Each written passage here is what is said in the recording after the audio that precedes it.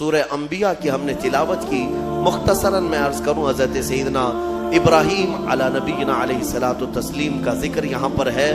وہ جو آپ کے بچپن میں واقعہ پیش آیا کہ آپ تنہا اپنی آبادی میں تھے جو اللہ کی عبادت کرتے تھے, باقی سب کے سب وہاں پر بتوں کی پرستش والے, کچھ ستارہ پرست تھے, کچھ سورج کے پوجا والے تھے. ان سارے مشرکین کے بیچ میں تنہا ابراہیم علیہ السلام ہیں جو اللہ رب العزت کی عبادت کرتے اور لوگوں کو بلاتے بھی تھے کہ اس دین کی طرف آؤ. سگے چچا کو بلایا آزر جو مشرک رہا, حضرت ابراہیم علیہ السلام کی دعوت پر وہ نہیں آتے. بتوں کا تو ایک بہت بڑا میلہ لگتا تھا, اتنے بڑے وہاں پر تراشے ہوئے ان کے اپنے خدا تھے جن کے پاس منتیں مانگی جاتی ہے, اعتکاف کرتے, نظر و نیاز کرتے, اس زمانے کے جیسے طریقے تھے ان کے. ایک مرتبہ ایسا ہوا کہ وہ لوگ پورے کے پورے گاؤں کے باہر میلے میں گئے تھے اور گاؤں میں کوئی نہیں تھا. ابراہیم علیہ السلام اکیلے آئے یہ جھوٹے خداؤں کے پاس, کلاڑی اپنے ہاتھ میں لے کر ایک ایک کو مارتے اور گراتے چلے گئے, سب کو توڑتے چلے گئے اور ان سے کہتے بھی تھے کہ میں مار رہا ہوں, بچا لو اپنے آپ کو.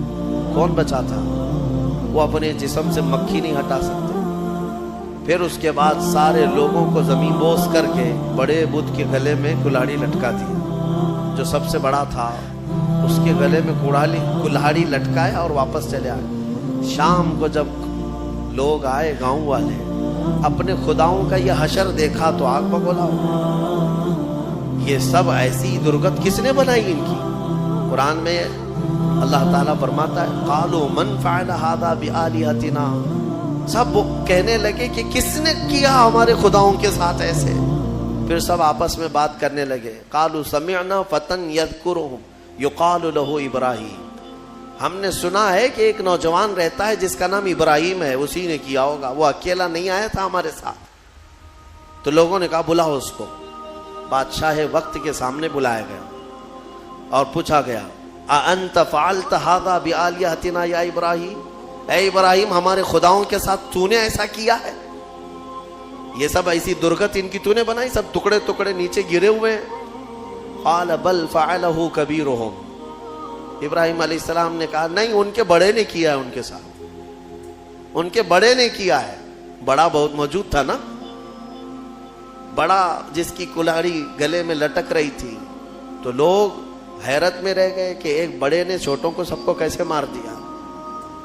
ابراہیم علیہ السلام نے ذو معنی بات کی تھی, یعنی جس کو دو معنی والی بات کہا جاتا ہے. وہ تو جاہل سمجھ رہے تھے کہ ابراہیم نے کہا ہمارے بڑے خدا نے سب ایسا کیا, جبکہ ابراہیم علیہ السلام کی نیت یہ تھی کہ ان کا بڑا تو میں ہی ہوں, ان کا بڑا میں ہی ہوں, ان کے بڑے نے کیا ہے. آپ سچ ہی بول رہے تھے. لوگوں نے کہا ان کا بڑا ایسا کیسے کر سکتا ہے, ایسے کیسے کر سکتا ہے؟ تو آپ نے کہا باقی تو سب مرے ہیں, ایک تو کھڑا ہے, اس سے پوچھو کس نے کیا.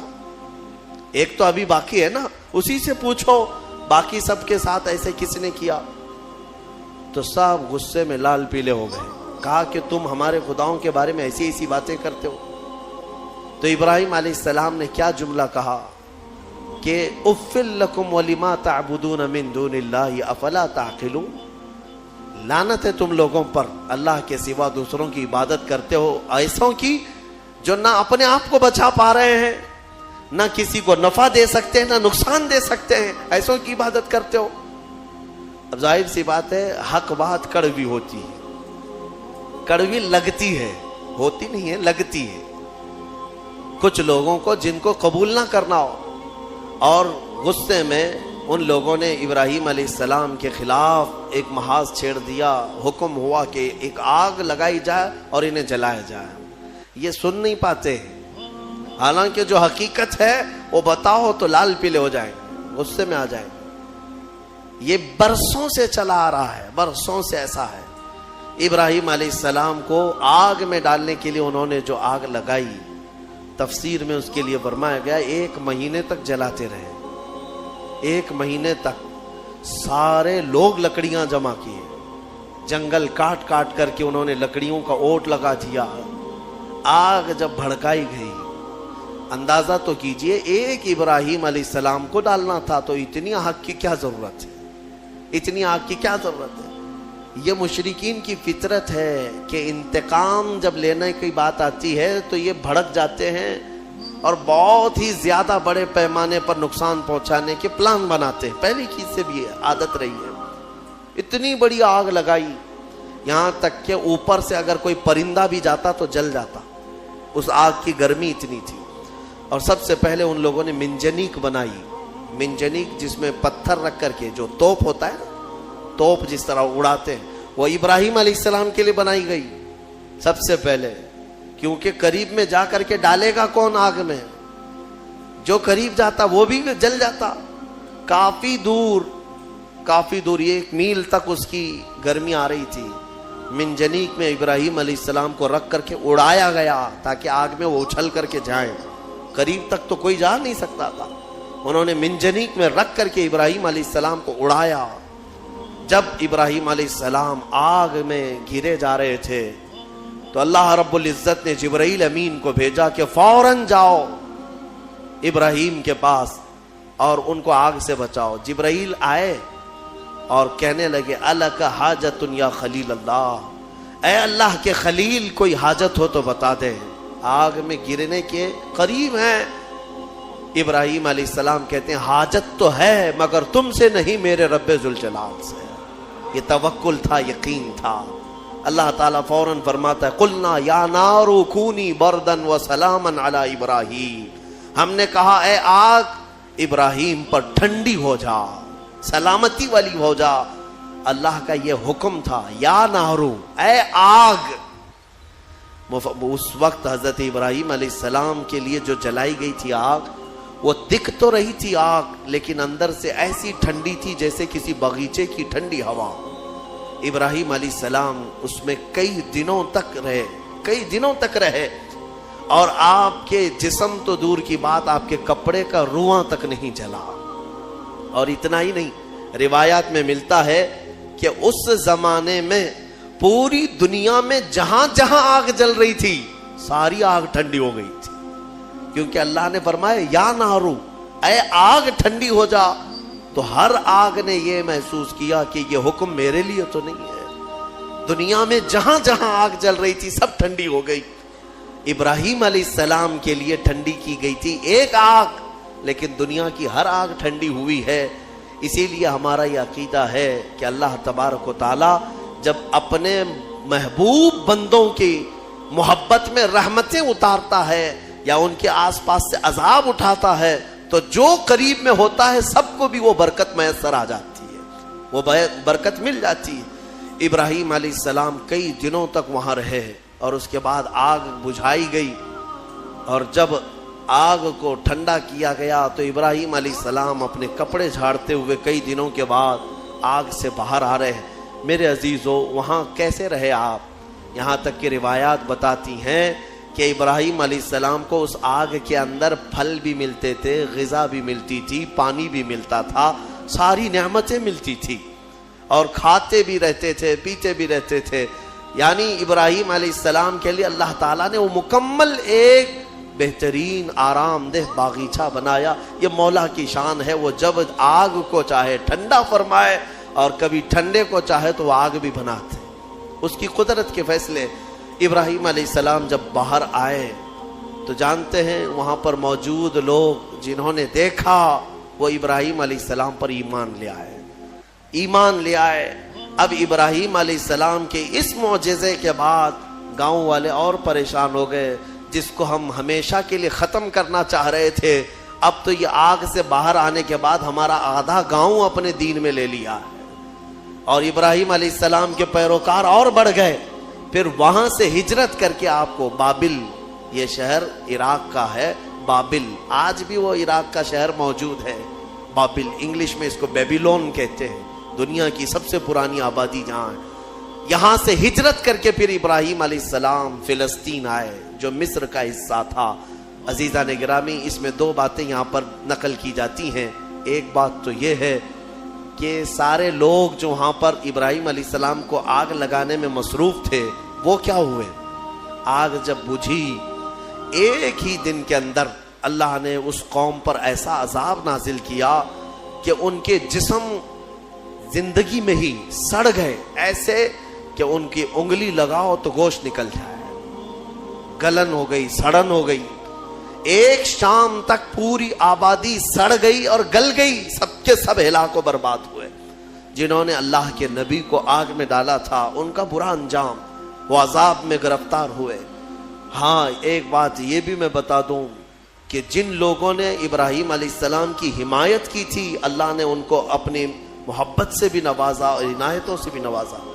रिवायत में 2 जानवरों का भी जिक्र आता है, 2 जानवरों का, एक मेंढक का और एक गिरगिट का, और छिपकली का भी है कि गिरगिट ने ये फूंक फूंक करके आग को बढ़ाने की कोशिश की और मेंढक ने थूक थूक करके पानी आग को बुझाने की कोशिश की कि अल्लाह के नबी हैं। ये आप अंदाजा करें, गिरगिट के फूंकने से ना आग बढ़ने वाली है, मेंढक के थूकने से ना आग बुझने वाली, लेकिन दोनों ने अपने अपने कामों से अपनी किस्मत बना ली।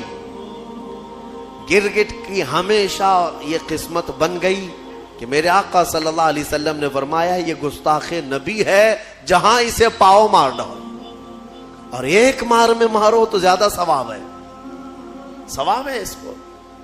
और मेंढक के बारे में फरमाया खबरदार इसको कहीं देखो तो मारो मत, इसलिए कि ये अल्लाह के नबी की हिमायती है। अल्लाह के नबी के लिए ये दुआ कर रही थी, थूक करके आग बुझाने की कोशिश कर रही थी। एक जानवर पर हमेशा के लिए अल्लाह की रहमत और एक पर अल्लाह का गजब। इससे अंदाजा होता है कभी कभार कामों से कुछ होता नहीं है, बिगड़ता कुछ नहीं है, लेकिन इंसान अपनी तारीख बदल जाता है। आज मैं यही कहना चाहूंगा, किसी जालिम ने अगर मेरे नबी की शान में भोंका है या कुरान पर उंगली उठाया है तो कुरान का भी कुछ नहीं होना और रसूल की इज्जत का भी कुछ नहीं होना, लेकिन इन जालिमों ने अपनी किस्मत बना ली, हमेशा के लिए मरदूद और मलऊन हो गए। और तुम्हारे लिए मैं कहता हूं, 2 जुमले अगर तुमने हुजूर की शान में बयान कर दिए, कुरान की शान में बयान कर दिए, तो ये भी मैं बता दूं, ना रसूल की शान तुम्हारे बोलने से बढ़ने वाली, ना कुरान की शान बढ़ने वाली। उनकी शान तो खुद मेरे मौला ने बढ़ा रखी है। हाँ, लेकिन इतना होगा कि इन तुम्हारे 2 जुमलों से तुम भी कयामत तक अपनी किस्मत बना ले जाओगे। हाँ, तुम पर लोग आएंगे, रहमतों के फूल बरसाएंगे। हाँ, एक जमाने में कोई आया था, जब कोई गाली दे रहा था मेरे मुस्तफ़ा को कि पीठ पीछे का इल्म नहीं, लेकिन एक आशिक था जो कह रहा था, और कोई गैब क्या तुमसे निहा हो भला, जब न खुदा ही छुपा तुम पे करोड़ों दुरूद। देखें, याद है 100 साल गुजर गए बरेली के इमाम को दुनिया से गए हुए, लेकिन आज भी जब मजमे में उस आला हजरत का जिक्र आता है तो ऐसा लगता है कि मजमे में एक जान सी पड़ गई है, रूह आ गई है। क्यों?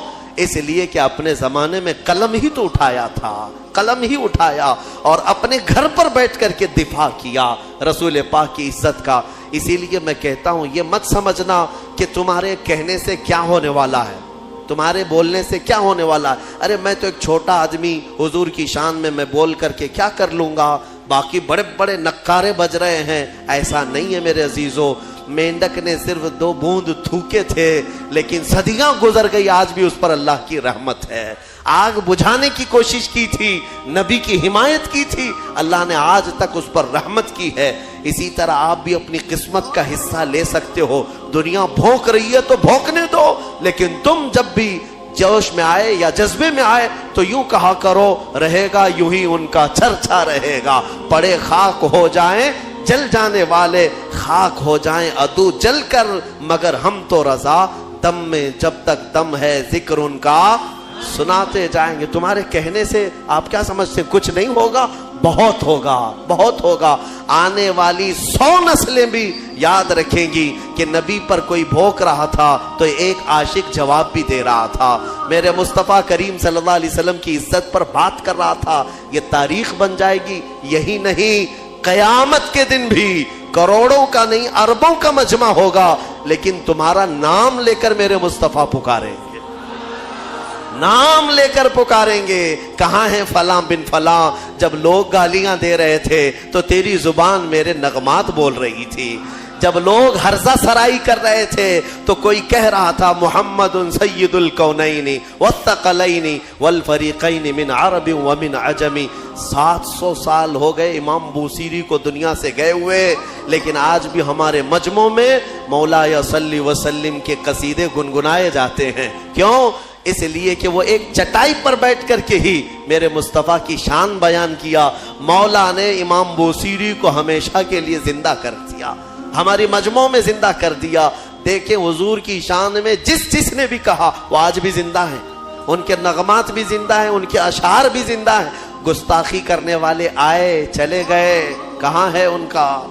ان کی گستاخیاں کہاں ہیں؟ نہیں ملیں گی تمہیں. لیکن ہر زمانے میں، ہر علاقے میں، ارے یہاں کرناٹک ہے آپ کا علاقہ، آپ کی زبان ویسے تو کنڑ ہے یا ہندی ہے یا جو بھی ہے، آپ کو عربی سے کیا تعلق ہے؟ عربی جانتے بھی نہیں ہو.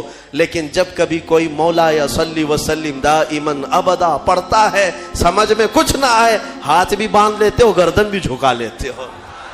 کیوں کرتے ہو؟ اس لیے کہ یہ عشق کی بولی ہے، عشق کی بولی ہے. اور ایک عاشق نے کہا تھا تنم فرسودہ جہاں پارا سے ہجراں یا رسول اللہ، دلم پجمردہ آوارا سے عصیاں یا رسول اللہ.